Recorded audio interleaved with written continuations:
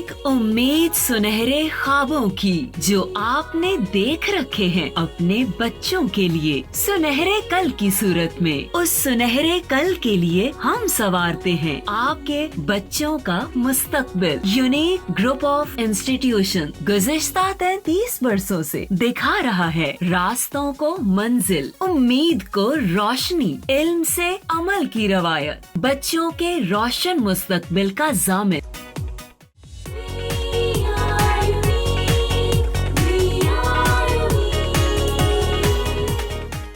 Assalamu alaikum dear students, I am Professor Naila Shabbir from Unique Group of Institution. I am your Pak Study teacher for 9th class and I am teaching you Pak Study for 9th class. So as we all know, we have discussed lot of things regarding Pak Study and almost we have discussed 2 chapters. Today we are going to discuss lecture number 23 of chapter number 2, and this is the last topic of our chapter number 2 and this is also the last topic of our first term syllabus. So today we will be able to complete our syllabus, 50% syllabus of 9th class for the subject of Pak Study. So as you know, we are discussing chapter number 2, the Pakistan movement and emergence of Pakistan, तहरीक पाकिस्तान और पाकिस्तान का क़याम हम पढ़ रहे हैं और हम बहुत सारी चीज़ें डिस्कस कर चुके हैं। I do hope कि आप सब जो हैं you have been very fine at your homes and you are definitely learning whatever is being taught in online classes. So आज चूँकि हमारा सिलेबस ख़त्म हो जाएगा इंशाल्लाह ताला और मैं उम्मीद करती हूँ कि आपने साथ साथ पढ़ा भी होगा, समझा भी होगा और याद करके उसको अपने जो तैयारी है उसको कर लिया होगा। ठीक है, आज जो टॉपिक है ये थोड़ा सेंसिटिव टॉपिक है, हम इसको पढ़ने जा रहे हैं। Definitely this is the saddest incident of Pakistan history, Pakistan की तारीख में सबसे दुख भरा सानिया था। ये बिल्कुल बात ऐसे ही है जैसे एक भाई दूसरे भाई से जुदा हो जाता है और दोनों भाई नाराज़ हो गए या जुदा हो गए एक दूसरे से और उन्होंने अपनी अपनी राहें अपना ली।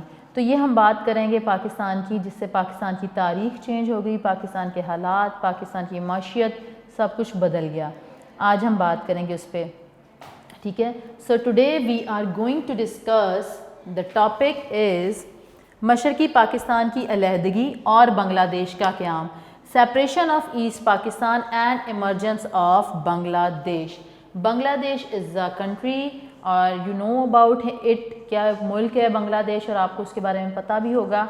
ये बांग्लादेश पहले बांग्लादेश नहीं था, ये बांग्लादेश कब बना, आज हम इस पर बात करेंगे।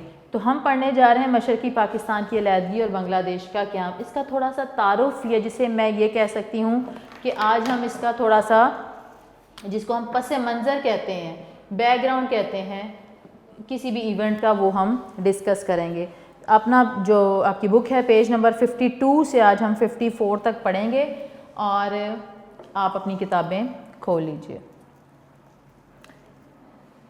हमने लास्ट लेक्चर में यहाँ पे बात ख़त्म की थी कि जनरल याहिया ख़ान का दौर हुकूमत था, उसने इलेक्शंस करवाने, मार्शल लॉ इम्पोज किया और क्विकली जस्ट रिव्यू करते हैं अपने प्रीवियस लेक्चर का। तो उसने मार्शल लॉ इम्पोज किया, मार्शल लॉ इम्पोज करने के बाद उसने अनाउंस किया to hold general election in the country और उसके लिए उसने एक लीगल फ्रेमवर्क ऑर्डर जो था वो इशू किया था और उसके अकॉर्डिंग इलेक्शंस होने थे। इलेक्शंस हुए, उसके बाद के हालात हमने देखे कि उस इलेक्शन के बाद जो सियासी हालात थे या जो इंटरनल सिचुएशन थी मुल्क की, वो काफ़ी हद तक बिगड़ चुकी थी, आउट ऑफ कंट्रोल हो गई थी और जो हालात थे, सर्कमस्टांसेस थे, वो पाकिस्तान की डेवलपमेंट या पाकिस्तान की जो नेशन थी उसकी फेवर में नज़र नहीं आ रहे थे।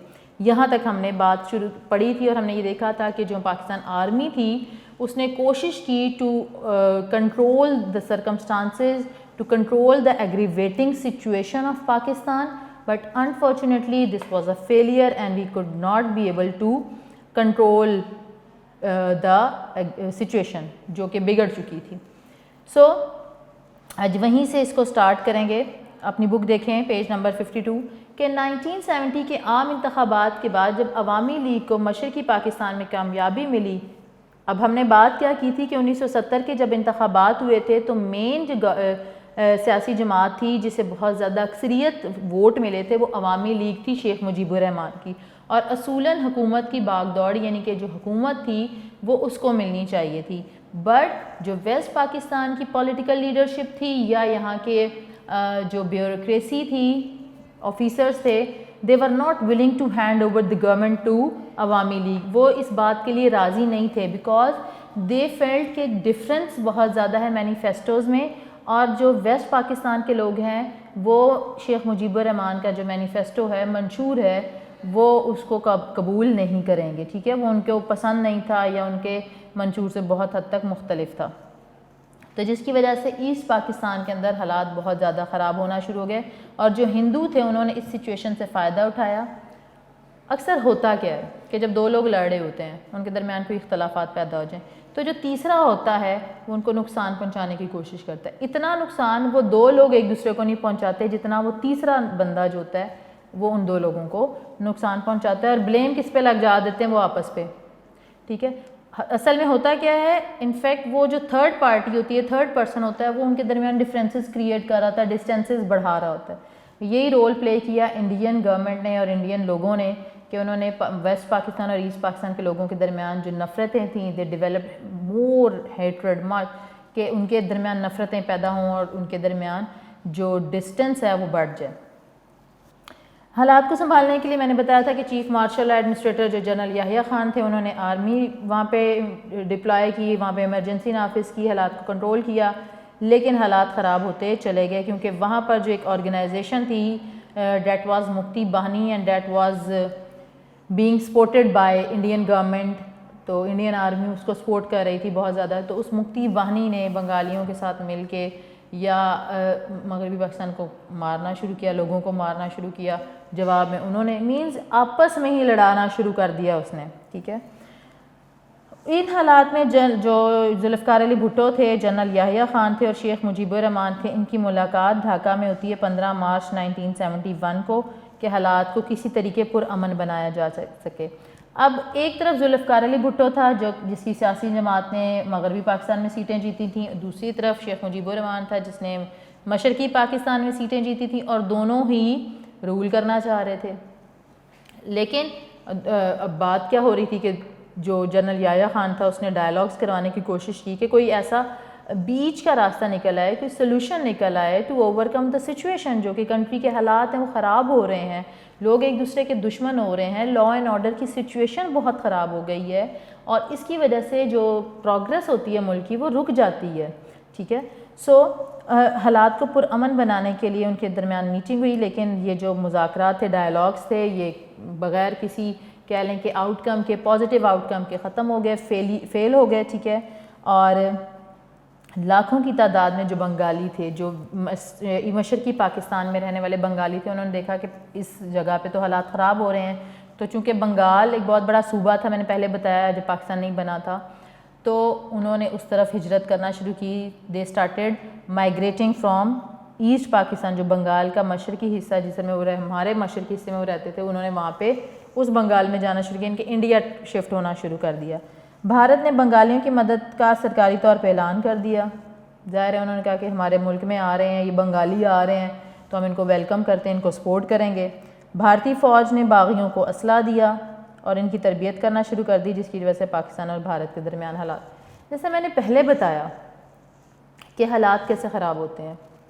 دو لوگ ہیں، ان کے درمیان مس انڈرسٹینڈنگ ہو گئی ہے، اس کو بجائے کہ ریزالو کرنے کے وہ ریزالو کرنے کی کوشش کر رہے ہیں. ایک تھرڈ پرسن ہے جو ان کے درمیان ڈسٹینسز یا ڈفرینسز یا کنفلکٹس کریٹ کر رہا ہے، اور اس کا فائدہ اس کو ہی ہو رہا ہے کیونکہ وہ تو باہر بیٹھ کے مزے لے رہا ہے کہ یہ دونوں لڑ رہے ہیں. تو یہی حال تھا کہ ایسٹ پاکستان اور ویسٹ پاکستان کے لوگ جو تھے وہ آپس میں جھگڑ پڑے تھے. اس کا فائدہ زیادہ انڈین گورنمنٹ نے اٹھایا. اس نے ایک آرگنائزیشن بنائی جس کو سپورٹ کیا. اس نے جو مشرقی پاکستان کے بنگالی تھے یعنی پاکستانی تھے ان کو ویپنز پرووائڈ کیے تاکہ وہ پاکستان آرمی کے اگینسٹ ہوں، لڑیں، ریوولٹ شو کریں، بغاوت شروع کریں، ٹھیک ہے، اور اپنے لیے لڑیں. حالانکہ یہ ساری چیزیں جو تھیں وہ پاکستان کی نیگیٹو میں جا رہی تھیں. پاکستان کی کہہ لیں کہ پاکستان پہ اس کا بہت زیادہ برا اثر ہو رہا تھا، لیکن انڈیا جو تھا وہ شروع سے ایسے ہی چاہتا تھا. تو اس لیے پاکستان اور بھارت کے درمیان بھی حالات جو تھے وہ کشیدہ ہونا شروع ہو گئے.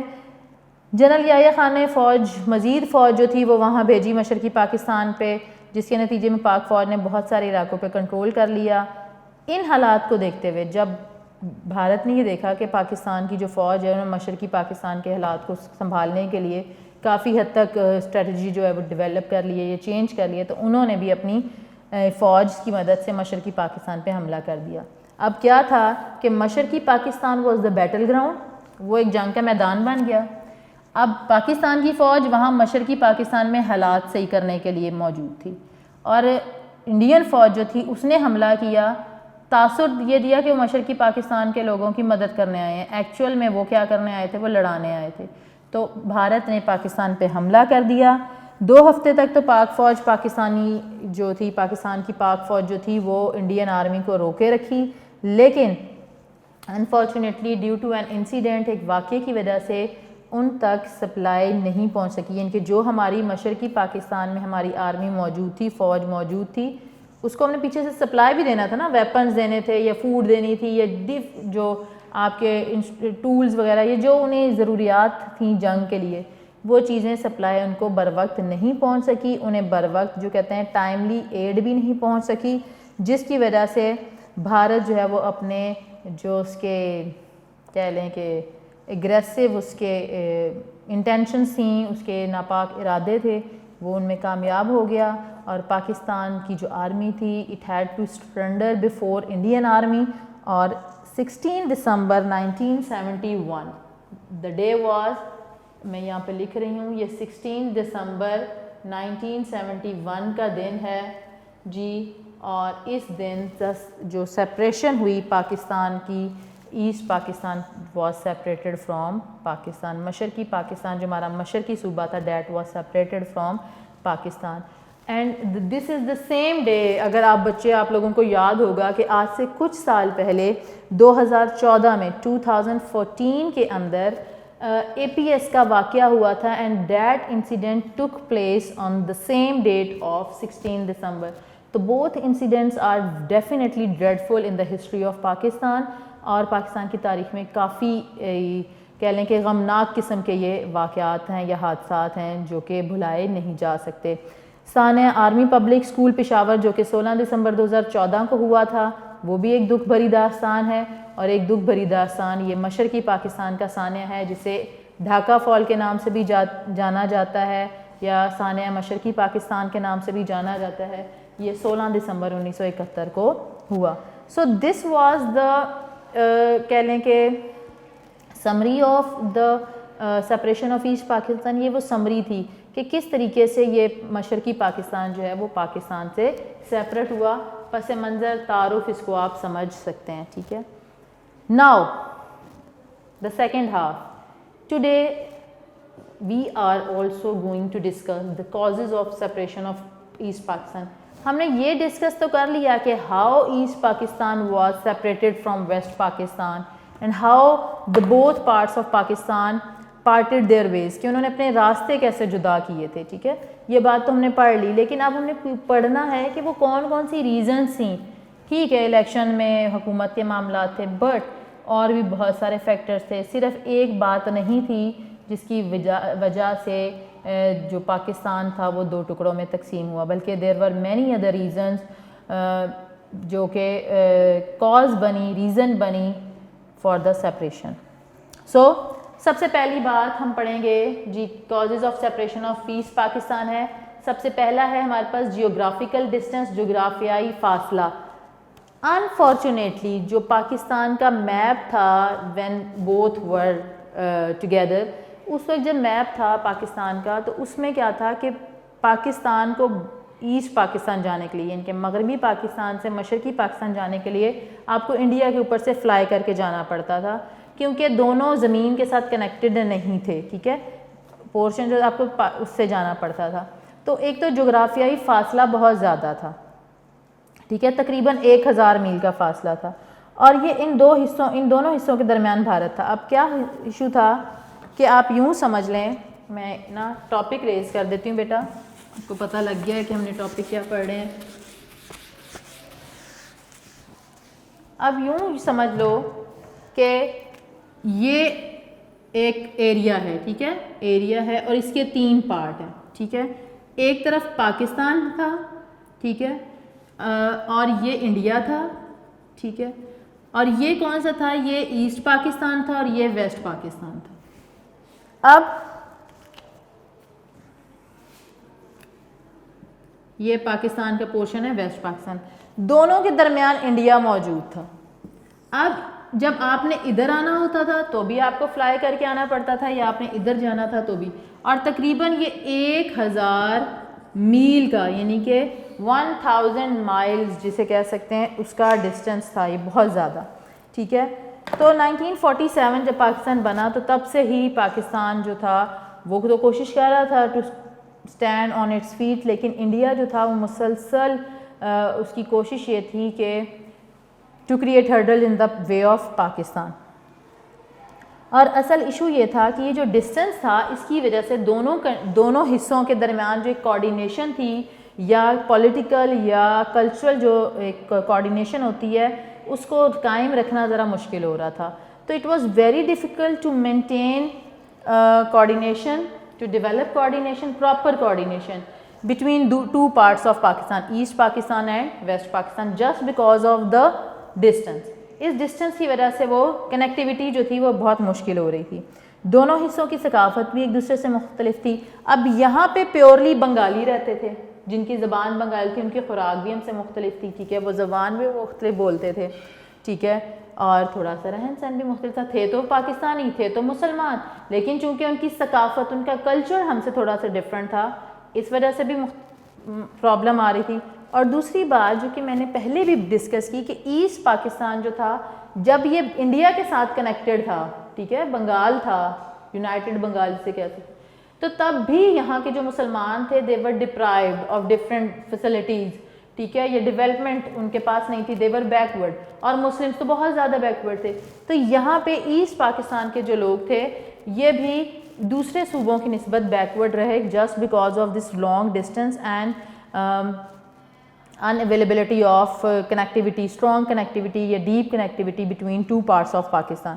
اور اس سے کیا ہوا کہ جو لوکل پاپولیشن تھی ایسٹ پاکستان کی, ان کے درمیان جو سینس آف ڈیپریویشن ہے, احساس محرومی, وہ ڈیولپ ہونا شروع ہو گیا کہ جی ہمیں تو کوئی پوچھتا نہیں ہے, یا ہم مغربی پاکستان کے جو صوبے ہیں ان کی طرح بہت زیادہ ترقی یافتہ نہیں ہے, یا خوشحال نہیں ہے, فائنینشلی اسٹرانگ نہیں ہے. تو اس چیز یہ والا جو سینس آف ڈیپریویشن تھا, احساس محرومی تھا, this was also real cause of separation of asset Pakistan. تو ہم نے اس کو ڈسکس کر لیا, ٹھیک ہے. اس کے بعد ہم بات کرتے ہیں جی impacts of Hindus on trade and services, تجارت اور ملازمت پر ہندوؤں کے اثرات. مشرقی پاکستان میں ان کے جیسے میں نے ابھی بات بتائی کہ یہ تھا کیا, بنگال تھا, اس کا ایک حصہ ہمیں مل گیا تھا اور ایک حصہ انڈیا کو مل گیا تھا. جو حصہ ہمیں ملا مشرقی پاکستان, یہ والا ایسٹ پاکستان جسے کہتے ہیں, وہاں پر آلریڈی ہندو جو تھے they were dominant. وہ انہوں نے چونکہ ان کی بہت زیادہ ڈومیننس تھی یہاں پہ, وہ ٹریڈ بھی کر رہے تھے, وہ جابز میں بھی تھے یہاں پہ, اور ان کی جائیدادیں بھی تھی, پراپرٹی بھی تھی, بزنس بھی تھا. تو انہوں نے مائگریٹ نہیں کیا کیونکہ ساتھ ہی ایریا تھا, یہ کنیکٹڈ تھے نا ساتھ, ٹھیک ہے. تو انہوں نے ضرورت نہیں محسوس کی کہ وہ یہاں سے چھوڑ کے جائیں. تو وہ ہندو چھائے ہوئے تھے, تو اور وہ خاص منصوبے کے تحت لوگوں کے اندر علیحدگی کے جذبات ابھار رہے تھے. اب کیا تھا کہ ٹریڈ پہ بھی ہندوز ہیں, چاہے رہے وہ ایسٹ پاکستان میں رہ رہے ہیں, لیکن ان کی ڈومیننس بہت زیادہ تھی. تو جب تجارت پہ بھی وہ تھے, ملازمت پہ بھی وہ تھے, تو آٹومیٹیکلی جو مشرقی پاکستان کے مسلمان تھے وہ ڈومیننٹ نہیں تھے, وہ سپریسڈ تھے, دبائے جا رہے تھے. اور اس دباؤ میں کیا تھا کہ جو ہندو تھے وہ بھرپور فائدہ اٹھا رہے تھے. ان کے اندر جو بنگالیزم ہے, یہ بنگالی مملکت کا کانسیپٹ, یہ بنگالی قوم کا جو کانسیپٹ ہے کہ آپ کی جو نیشنلٹی ہے وہ بنگالی ہونی چاہیے, اس کانسیپٹ کو وہ بہت زیادہ پروموٹ کر رہے تھے. تو this was also a real cause of separation of asset Pakistan. اس کے بعد جی ہمارے پاس آ جاتا ہے اکنامک بیکورڈنیس, جسے ہم کہتے ہیں معاشی پسماندگی. میں یہاں پہ لکھ رہی ہوں اردو ورژن آپ لوگوں کے لیے, معاشی پسماندگی. بیکورڈنیس کا مطلب ہوتا ہے کہ ڈیولپ نہ ہونا, آپ کے پاس ریسورسز یا فیسلٹیز دوسرے پروونسز کی طرح یا دوسرے جو ریجن ہیں ان کی طرح موجود نہ ہوں, ٹھیک ہے. تو مشرقی پاکستان جو تھا معاشی لحاظ سے پسماندہ علاقہ تھا. اس کی ریزن میں نے آپ کو بتا دی کہ ایک ریزن میجر یہ تھی کہ جب پاکستان بنا تھا اس سے پہلے جب بنگال ایک بہت بڑا صوبہ تھا, کلیکٹیولی وہاں پہ رہتے تھے, تو تب بھی یہ وہ پورشن تھا جہاں پہ مسلمان زیادہ تر تھے, لیکن وہ ڈومیننٹ نہیں تھے, ان کے پاس ٹریڈ نہیں تھی, وہ بیکورڈ تھے. تو جب یہاں آئے تو وہ بیکورڈنس اتنی زیادہ تھی کہ اس کو فیسیلیٹیٹ کرنے میں یا اس کو اوور کم کرنے میں ٹائم لگا. تو اٹ ٹک مچ ٹائم. تو کوشش تو کی گئی گورنمنٹ کی طرف سے, لیکن وہ اس لیول کی کوشش نہیں تھی, ایفرٹ نہیں تھی, یا پالیسیز اس لیول کی نہیں بنائی گئیں کہ فوری طور پہ ایسٹ پاکستان کی جو پسماندگی تھی, بیکورڈنس تھی, اس کو دور کیا جا سکتا. تو انفارچونیٹلی جو گورنمنٹس آئی تھیں they did not pay attention towards the economic backwardness of East Pakistan. ٹھیک ہے, so that's why this area was not developed and this area got no facility in terms of development or progress. So that's why the people of these areas, this area were backward. ایک تو یہ بات ہو گئی. ٹھیک ہے, so this was also a cause. اس کے بعد this is very important point, role of Hindu teachers, ہندو اساتذہ کا کردار. ہندو اساتذہ کا کردار. I am your teacher and teachers play a vital role in the personality of students. وہ کیا کرتے ہیں, نرشمنٹ کرتے ہیں اسٹوڈنٹ کے مائنڈ کی, وہ اسٹوڈنٹس کو نیو آئیڈیاز دیتے ہیں, وہ اسٹوڈنٹس کو رائٹ اور رانگ کا کنسیپٹ دیتے ہیں, وہ اسٹوڈنٹ کے لیے آئیڈیل ہوتے ہیں. ٹھیک ہے, جو اسٹوڈنٹ ہوتے ہیں ان کے لیے ان کا آئیڈیل یا رول ماڈل ان کا ٹیچر ہوتا ہے. ٹھیک ہے, اور کوشش ہوتی ہے اسٹوڈنٹس کی کہ وہ اپنے ٹیچر کو فالو کریں. Definitely you all students follow your teachers. ٹھیک ہے, اب ہوا کیا کہ چونکہ یہاں پہ ہندو ڈومیننس زیادہ تھی اور ہر فیلڈ میں ہندوز جو تھے دے ور ڈومیننٹ, چاہے وہ ٹریڈ ہو, چاہے وہ سروسز ہوں, چاہے بزنس ہو یا ایگریکلچر ہو, تو جو ایجوکیشن تھی اس کے اندر بھی ہندوز جو تھے وہ ڈومیننٹ تھے. And Hindu teachers were teaching to the different educational institute of asset Pakistan. مشرقی پاکستان کے بہت سارے تعلیمی اداروں میں ہندو اساتذہ جو تھے وہ پڑھا رہے تھے. اب انہوں نے جو بیچارے ننھے ذہن تھے, چھوٹے ننھے ذہن تھے بچوں کے, ان کے ذہنوں کو انہوں نے کیا کرنا شروع کر دیا, آلودہ کرنا شروع کر دیا. کس کے ساتھ, جو ایک کانسیپٹ تھا بنگالی نیشنلزم کا. ٹھیک ہے, بنگالی نیشنلزم کے جی آپ بنگال کے لوگ ہیں اور آپ کو بنگالی مملکت ہے, آپ کی بنگالی حیثیت ہونی چاہیے, آپ کو ملنی چاہیے. سو these teachers basically tarnished the minds of new generation with the idea of Bengali nationalism. ٹھیک ہے, so they prepared them to rebel against the ideology of Pakistan. اور یہ جو لوگ تھے, ٹیچرز تھے, انہوں نے بنیادی طور پہ ان ننھے ذہنوں کو, ان بچوں کے ذہنوں کو, طالب علم کے ذہن جو تھے ان کو آلودہ کیا اس گندگی کے ساتھ کہ آپ بنگالی قومیت رکھتے ہیں. تو وہ جو نظریہ پاکستان تھا نا, اس کو ختم کرنے کی سازش تھی. اگر آپ کو یاد ہوگا ہم نے اس چیپٹر کے سٹارٹ میں یا چیپٹر 1 کے میں بھی پڑھا تھا کہ قائد اعظم جو تھے آئیڈیالوجی آف پاکستان کے بارے میں انہوں نے کیا کہا تھا کہ what we want to not to talk about Bengali, Punjabi, Sindhi, Balochiat, Pathan and so on. What we want to talk about? We want to talk about only Pakistani. We are Pakistani and we should act like a true Pakistani. This was the concept which Quaid-e-Azam gave us. But unfortunately these Hindu teachers, they played a significant role and they tarnished the minds of new generation with the concept of, with the idea of Bengali nationalism. تو یہ جو بنگالی قومیت کا زہر بھرانا ان Bengali students میں, اس سے بنگالیوں کو پاکستان کے خلاف پوری طرح انہوں نے تیار کیا. And they inculcate their spirit, اور انہوں نے کوشش کی کہ ان کا جو جذبہ تھا اس کو ابھارا against the ideology of Pakistan. ٹھیک ہے, سو یہ تھا ہندوؤں کا کردار, ہندو اساتذہ کا کردار جنہوں نے بچوں کے دماغوں کو گندا کیا اس آلودہ کانسیپٹ کے ساتھ. پھر ہے ہمارے پاس جو ہے وہ ہے جی لینگویج ایشو, زبان کا مسئلہ. زبان کا مسئلہ. اب زبان کا مسئلہ جو ہے, اگر شروع میں کیونکہ دو تھے, بنگالی بہت زیادہ تھے, 56% تھے, اور 44% ہمارے پاس دوسری زبانیں, علاقائی زبانیں بولنے والے لوگ تھے. تو قائد اعظم نے جو پاکستان بنا تھا تو انہوں نے اردو کو اسی لیے قومی زبان بنایا تھا کیونکہ وہ نہیں چاہتے تھے کہ کسی بھی ایک علاقائی زبان کو, ریجنل لینگویج کو ہم پروموٹ کر کے اسے نیشنل لینگویج کا اسٹیٹس دے دیں. تو that's why he choose Urdu language for the national language of Pakistan. But later on کچھ ایشوز ایسے آئے کہ جو کانسٹیٹیوشن سے ہمارے 1956 کا اور 62 کا, اس کے اندر ہم نے اس ایشو کو ریزالو کر دیا and Urdu and Bengali at the same time were the national languages of Pakistan. ٹھیک ہے, لیکن جو مشرقی پاکستان کے لوگ تھے ان کے اندر یہ بات پہلے بھی تھی جب پاکستان بنا, انہوں نے تب یہ ایک موومنٹ چلائی بھی جو بنگلہ لینگویج تھی اس کو نیشنل لینگویج بنانے کی, لیکن قائد اعظم کی انفلوئنشل پرسنالٹی کے آگے یہ سب چیزیں ختم ہو گئیں کیونکہ Quaid Azam decided to have Urdu as a national language. لیکن مشرقی پاکستان کے لوگوں کے اندر زبان کے حوالے سے ایک احساس محرومی پیدا ہو چکا تھا, وہ ان اقدامات کے باوجود بھی دور نہیں ہوا. مینز ان کو ایک مائنڈ سیٹ بن گیا تھا, یہ ساری چیزیں بھی چل رہی تھی تو مائنڈ سیٹ بن گیا کہ اردو کو انہوں نے نیشنل لینگویج بنا دیا ہے اور ہماری زبان کو انہوں نے نہیں بنایا. So this was also a cause of separation of asset Pakistan. Then we have problem of representation ratio, نمائندگی کی شرح کا مسئلہ. نمائندگی کی شرح کا مسئلہ. اب یہ کیا بات تھی, اب مشرقی پاکستان کی جو آبادی تھی, ان کی جو پاپولیشن تھی وہ تھی 56% اور ان کی پاپولیشن تھی 44%. اب اکارڈنگ ٹو ایسٹ پاکستان وہ لوگ یہ کہتے تھے کہ ہماری آبادی چونکہ ہم مشرقی پاکستان میں رہتے ہیں اور ہماری آبادی 56% ہے, 56% ہے, تو ہمیں آبادی میں چونکہ ہم میجورٹی ہیں, ہماری آبادی زیادہ ہے, آبادی کی اکثریت ہے, تو ہمیں نمائندگی بھی زیادہ ملنی چاہیے. مینس کہ جو ریپرزنٹیشن ہے گورنمنٹ سیکٹر میں یا حکومت میں وہ ہمیں ہماری آبادی کے لحاظ سے ملنی چاہیے جو کہ 56% ہے, تو ہمیں زیادہ حکومت میں نمائندگی چاہیے.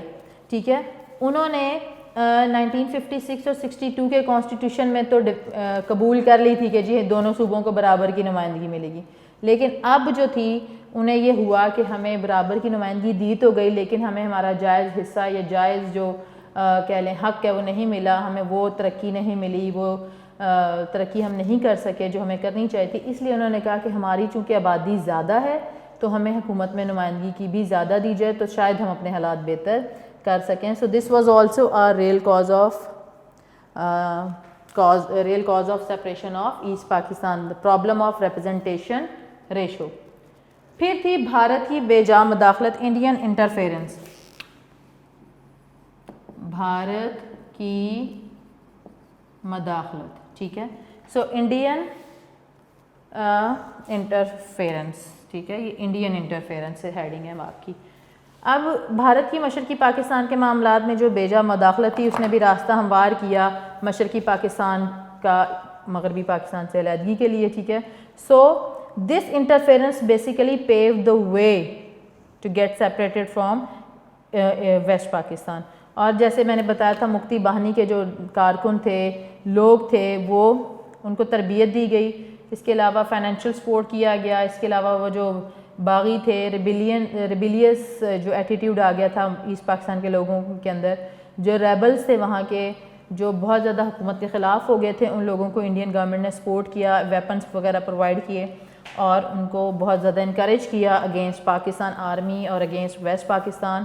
اور دس سپورٹ آلسو کریٹڈ کہہ لیں یا pave the way for the separation of asset Pakistan. And the last point is 6 points of Mujib ur Rahman. Sheikh Mujib الرحمان کا 6 نکاتی فارمولہ تھا ایک, یہ 6 نکات تھے شیخ مجیب الرحمان کے. یہ جو نکات تھے یہ بڑے امپورٹنٹ ہیں کیونکہ اس نے کیا کیا تھا, اس کے اندر وہ چاہتا تھا کہ جو بھی پروونسز ہیں پاکستان کے, so he wanted that provinces should be made separate states and they must be given autonomy, ان کو پاورز دی جائیں, ان کو اٹانمی دی جائے, ان کو خود مختار بنا دیا جائے. تو جب پاورز یا اسٹیٹس بنا دی جائیں گی, پاورز ان کو ٹرانسفر کر دی جائیں گی تو definitely they will be all and all to the that particular state اور دیٹ پرٹیکولر ایریا. تو وہ چاہتا تھا کہ ان کو خود مختار بنا دیا جائے, اور فیڈریشن جو ہے, مرکز جو ہے وہ سیمی فیڈریشن ہو, مینز کہ صوبوں کو زیادہ اختیارات ہوں, مرکز کے پاس کم اختیارات ہوں. تو یہ اس کے تھا, اور اس نے ایک بڑی عجیب سی بات اس نے کی تھی, چونکہ ظاہر ہے لاسٹ آف پاور جو ایک طاقت کا ایک لالچ ہوتا ہے, یہ اقتدار کا لالچ بڑی بری چیز ہے.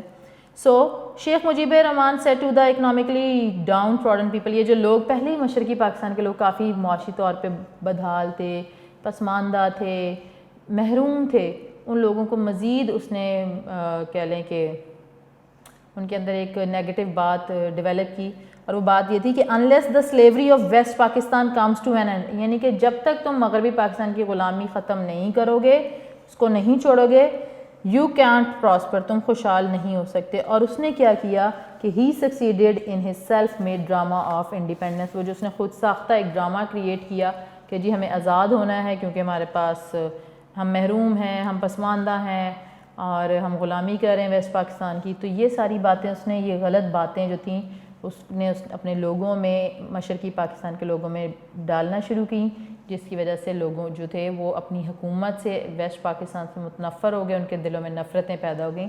سو یہ 6 نکات کا جو فارمولہ تھا, this also pave the way for the separation of asset Pakistan, مشرقی پاکستان سے علیحدگی جو تھی اس کا ایک سبب یہ بھی تھا.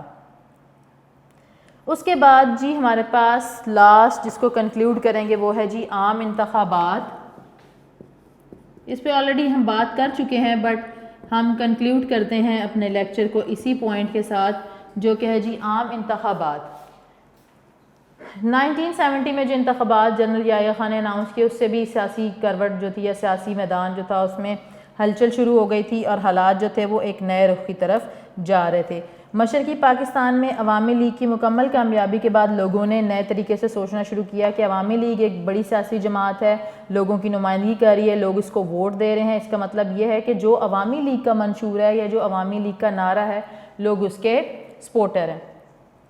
بنگلہ دیش کے قیام کے بعد جنرل یحییٰ خان نے باقی رہ جانے والے مغربی پاکستان میں جو حکومت تھی, ظاہر مشرقی پاکستان 16 دسمبر 1971 کو ہم سے علیحدہ ہو گیا, تو جو باقی بچا ہمارے پاس پاکستان جس میں آج ہم رہ رہے ہیں, مغربی حصہ مغربی پاکستان, اس میں حکومت دے دی پاکستان پیپلز پارٹی کے ذوالفقار علی بھٹو کے سپرد, کیونکہ مغربی پاکستان میں میں نے پہلے بھی بتایا کہ ذوالفقار علی بھٹو کی سیاسی جماعت جیتی تھی, اور ذوالفقار علی بھٹو جو تھا چونکہ ملک کے حالات بالکل خراب ہو چکے تھے, 16 دسمبر کو مشرقی پاکستان ہم سے علیحدہ ہوا, اسے نئی نئی حکومت ملی, ملک ایک بہت دکھ بھری سچویشن سے گزر رہا تھا, اور ان حالات میں وہ پہلا سول مارشل لا ایڈمنسٹریٹر تھا.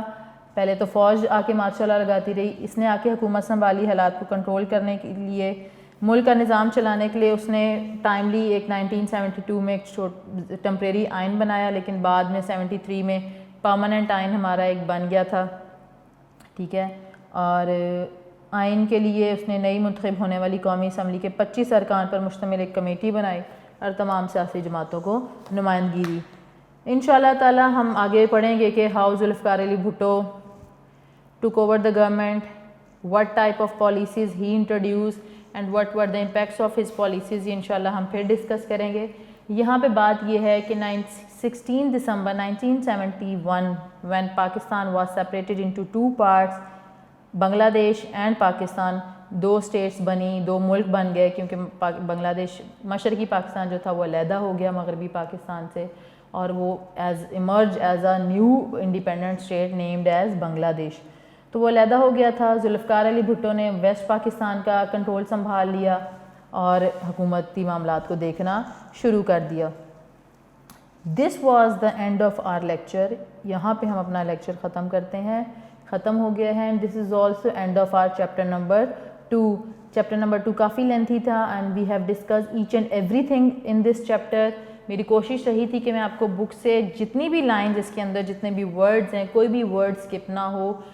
کچھ ایڈیشنل انفارمیشن بھی دی, کچھ آپ کو بیک گراؤنڈ بھی دیا, بتایا چیزوں کا, کچھ ایسے ایونٹس تھے جن کا ریفرنسز تو یہاں پہ تھے لیکن ہم نے اس کو ڈسکس کیا, ٹھیک ہے. سو I do hope you have understood each and everything regarding this lecture. This is very important lecture and this is also your long question number 10. مشرقی پاکستان کی علیحدگی اور بنگلہ دیش کے قیام کے اسباب اور اثرات کا جائزہ لیں. Means you have to discuss the separation causes of separation and the impacts.